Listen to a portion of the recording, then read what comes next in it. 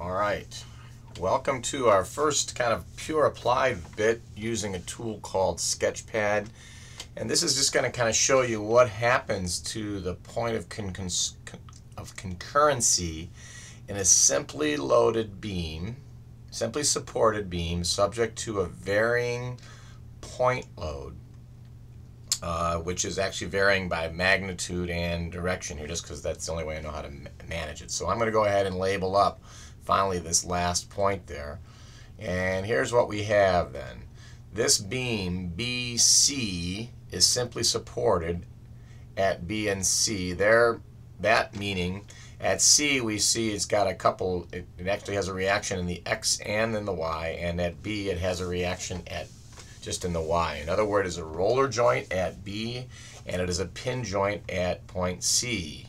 We do that typically for two predominant reasons. One is differential settlement, and the other one is for to avoid buildup of thermal stresses.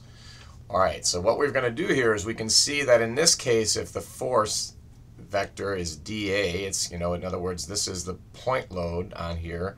We're not showing the reactions per se, but we will kind of try to build on the calculations here over a class to see what happens as that force moves. What we want to get from this, that in any static, any three-force system that is in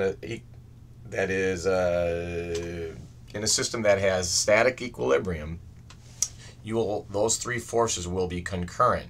So let's see what happens when I take this and I go ahead and I animate the point.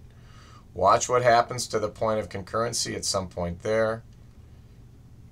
Kind of goes up, so you can start kind of see this is kind of going back and forth. That point here, right, which we're going to stop and label as E, is going to be the point of concurrency depending on where that force is being applied. So I'm going to stop this. What I'm doing is I'm stopping the motion controller. I'll stick that there. I'm going to stop that. And I'm going to go ahead and label, going to label E. See how that moves along. Okay, let's try that again. We're going to take point A. And then, of course, what we're seeing here, we're varying both the magnitude of the force on that system and we are varying its direction. So I'm going to hit this here and see what happens.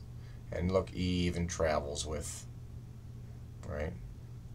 And so you can see how basically some of the rules you're going to find out are going to be checks, because if you in fact know if it is a single force, when you end up solving for the reactions at C and the X and the Y, there's some direction should be as occurs. It should show a line that goes through the point of concurrency of the other two forces. In a system like this, what makes it relatively straightforward is that when you have a roller joint, it makes it relatively easy to calculate. You know the direction. If there's a roller joint there, the direction is only normal. It is only normal to the point of contact. In this case, I haven't really shown it, but I think I can sketch here. Try to do that here. This, in fact, would have been a roller joint. It's not liking that. That, in fact, would have been a roller joint. Still not liking it. There you go. That's a roller joint. That's a pin joint, and that, you can start to see how this wants different things. So let's go ahead and finish out the last 5 minutes. Let's check what happened with this angle here. We've done that. We can select that and though measure. Try again and select this here. You know how it's selected two things, so it's not going to work. I select there, measure, angle, and we'll go ahead and see what happens to that angle. And we can actually measure even here. We can grab here and measure. You can only measure one thing at a time. Or select one thing. Click on that.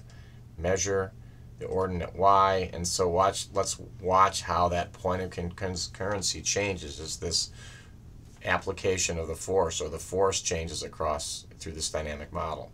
So let's go ahead and we're going to animate just one. I'm going to click on this and clear. Animate one, and you notice there